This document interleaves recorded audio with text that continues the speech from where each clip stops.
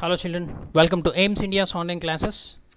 This is biology session, nutrition in animals. So far we have studied about the different the parts of digestive system and how the parts function. So we have started the mechanism of digestion or physiology of digestion. The digestion of food, especially human beings, it undergoes physical and chemical change. The food undergoes physical and chemical change. So the digestion begins in the mouth, and one by one in the mouth, first the mastication takes place. The food is thoroughly mixed with saliva. The saliva contain an enzyme called salivary amylase or ptyalin, which acts on the starch. The digestion of the starch begins in the mouth or oral cavity. Then the food passes into the stomach through esophagus. Esophagus or the food pipe, mucous glands are present. There is no process of digestion. Only the action of ptyalin on starch continues in the esophagus. The food is pushed by a peristalsis process into the stomach. Okay, and in the stomach also we have discussed there is physical and chemical changes takes place in the stomach. The stomach contains or produce the gastric juice. Gastric glands are present. The gastric juice contain an enzyme called ptyalin, and it also contains an acid, that is hydrochloric acid. That hydrochloric acid acts on the food material and kills any harmful bacteria enters along with food.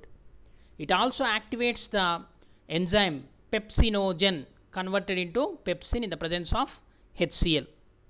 And the protein digestion starts by the action of pepsin in the stomach. It acts on proteins and converts it into peptones. Okay, proteins are converted into peptones by the action of a pepsinogen enzyme. So let us see further how the digestion proceeds. Digestion in the intestine. Intestine means it is the small intestine. From the stomach, the food slowly enters into small intestine. At the junction of small intestine and the stomach, there is a valve that is called pyloric sphincter, which allows only small quantity of food. What do you call the food which is partially digested in the stomach? The pulp like formation of the food takes place in the stomach, which is mixed with the hydrochloric acid. So it is called chyme. Chyme is slightly acidic in nature. Chyme is slightly acidic in nature. Okay, so that chyme enters into the small intestine.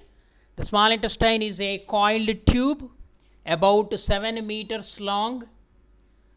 The food remains in the small intestine for about 3 to 5 hours for digestion and absorption. Means the remaining total process of digestion completes in the small intestine. Okay, next, the food in the first part of small intestine, that is called duodenum. It is acted upon by secretions from digestive glands like liver, pancreas and intestinal glands. So intestinal juices. The food mixed with the bile juice, and pancreatic juice enters the small intestine.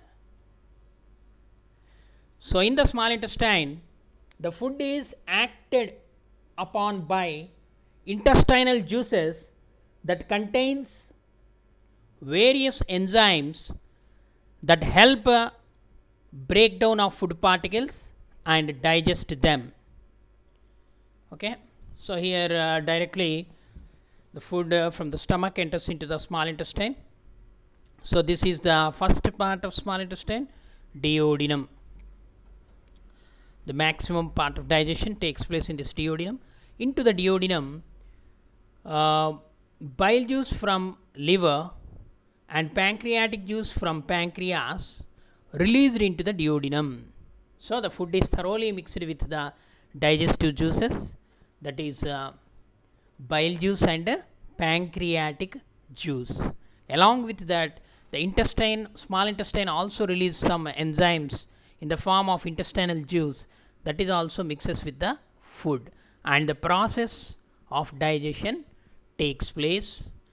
That's why the food will retain in the small intestine for 3 to 5 hours, so that the process of the chemical reaction, the digestion, takes place in the presence of the enzymes present in the digestive juices. So in the small intestine, first the proteins break down into amino acids. Okay, so the bile juice, especially here, the proteins and amino acids are broken down by bile juice. This is the wrong statement. Bile juice helps in the emulsification of fats, not proteins. Okay, so the bile juice helps in emulsification of fats, means the fats which are very complex compared to carbohydrates and proteins, they are converted into microcolloidal substances, small particles of the fats, by the action of bile salts. Okay, that is sodium cholate and sodium deoxycholate, these two salts. So that will help in the process of okay, what do you call emulsification. Okay, after that emulsification only the fats are ready for digestion. After emulsification, lipase enzyme acts on the fats and convert it into the fatty acids and glycerol. Okay, so proteins are breakdown into amino acids. Okay, amino acids are the end products of digestion of proteins. Okay, so here the fats, fatty acids and glycerol, the fats are converted into fatty acids and glycerol and are broken down by the intestinal juices which contain lipase enzyme, and the simple sugars are again the sugars which are disaccharides. Okay, that is sucrose, maltose, galactose, they are all converted into glucose by the action of amylases enzyme. Okay, proteins are converted into amino acids by proteases enzymes, and the fats are converted into fatty acids and glycerol by lipases enzymes, and the carbohydrates are converted to glucose by the action of amylases enzymes. Okay, so here in the small intestine, the total process of digestion completes and end products are produced. What are the end products? All carbohydrates are finally converted into glucose. Glucose is the simplest sugar, absorbable form of sugar. Okay, and all fats are converted into fatty acids and glycerol. These are the end products of digestion of fats. Lipase enzyme acts on the emulsified fats and converts them into fatty acids and glycerol. All proteins, okay, first proteins are converted into peptides, then polypeptides, and finally converted into amino acids. Amino acids are the end product of digestion of proteins. So all this takes place in the ileum of the small intestine. Finally the end products are produced. Okay, so in the duodenum the maximum digestion takes place, then jejunum, and finally in the ileum the end products are produced. Next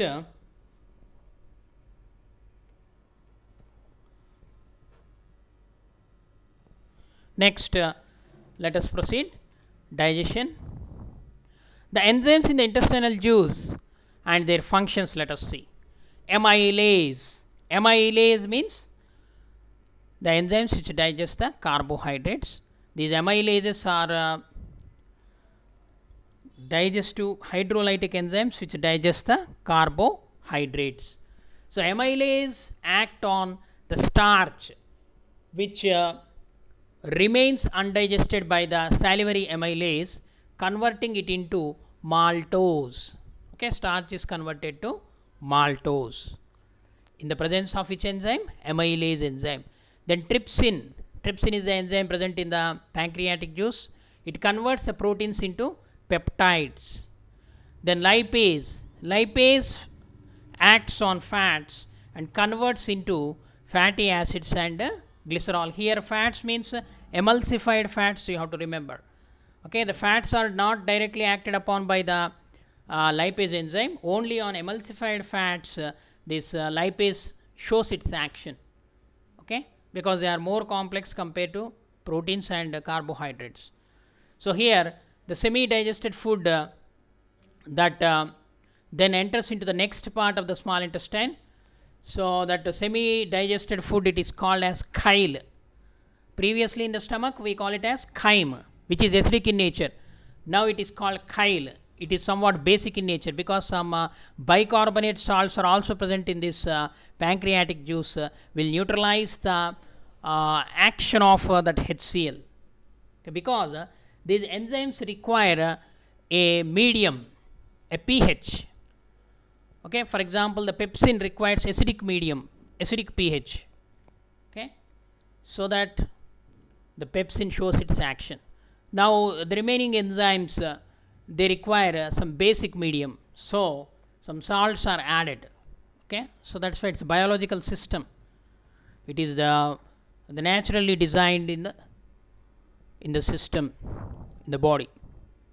Okay, the semi-digested food then enters into the next part of the small intestine, that is called ileum. It is a terminal part of the small intestine. So in the ileum the digestive process is completed. Final end products are produced. What are the final end products? All carbohydrates are converted into glucose.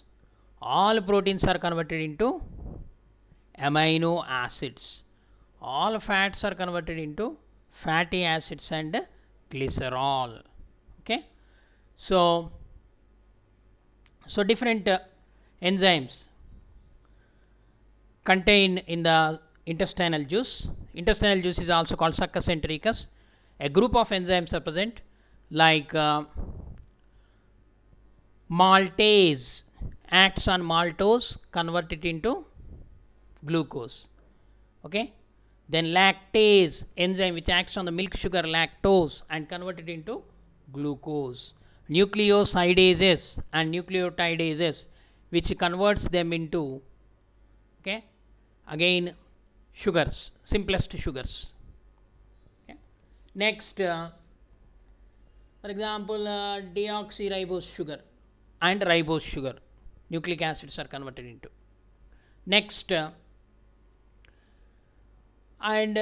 these enzymes finally produce the end products.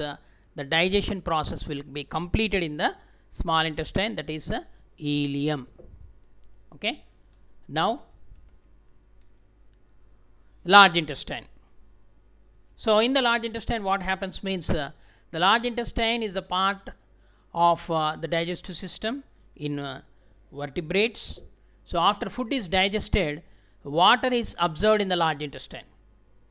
Which water? The water which is present in the undigested food material. The waste food or the substances that need to be removed from the body are stored in the large intestine after absorption of water. The large intestine is about only 1.5 meters long and consists of the three regions. They are cecum, colon and rectum. See, this is the large intestine. There is no process of digestion in the large intestine. In the large intestine, after the digestion and the end products are produced, the undigested food material is passed into the large intestine from the small intestine. Okay, so that food material which containing the water is reabsorbed in the large intestine. This is the large intestine. The main parts are cecum and colon. Colon is divided into transverse colon, ascending colon and descending colon, and finally sigmoid colon. These are all the parts of colon.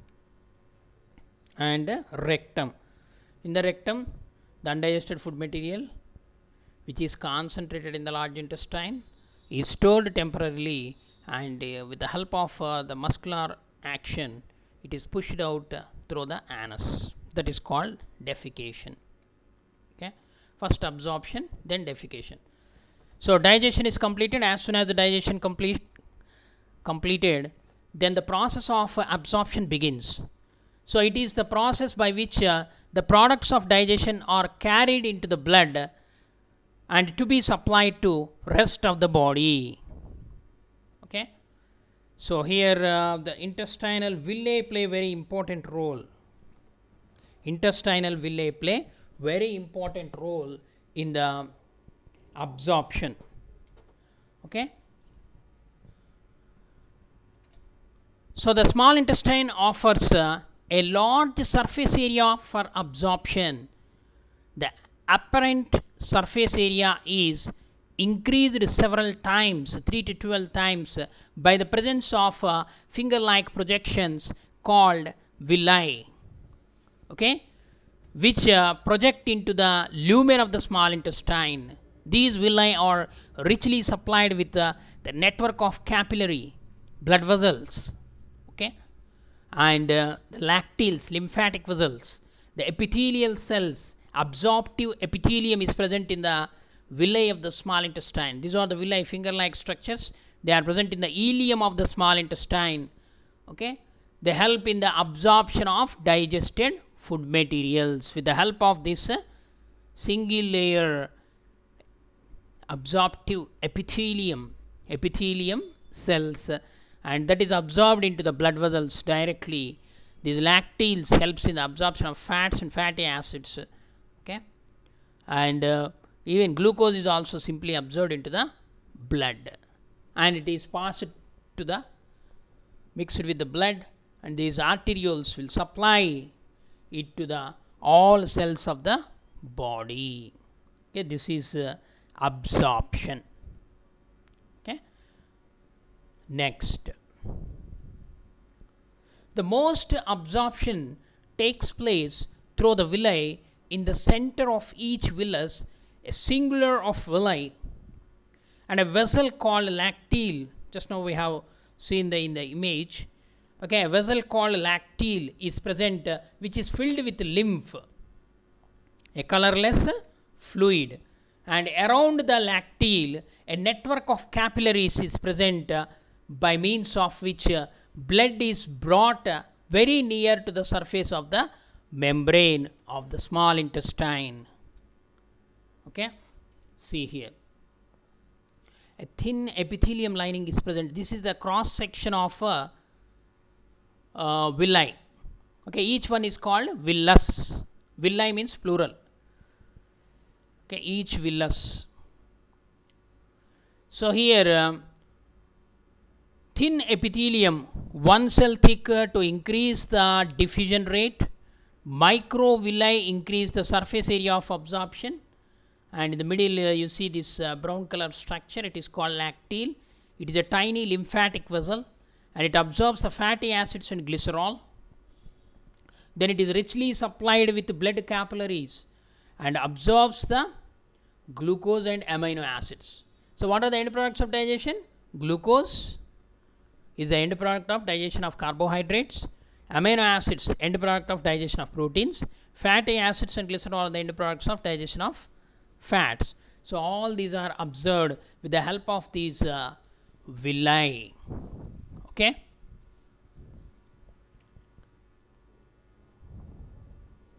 okay children, this is the absorption. Thank you for watching our video. Please subscribe our channel and press the bell icon for receiving latest updates.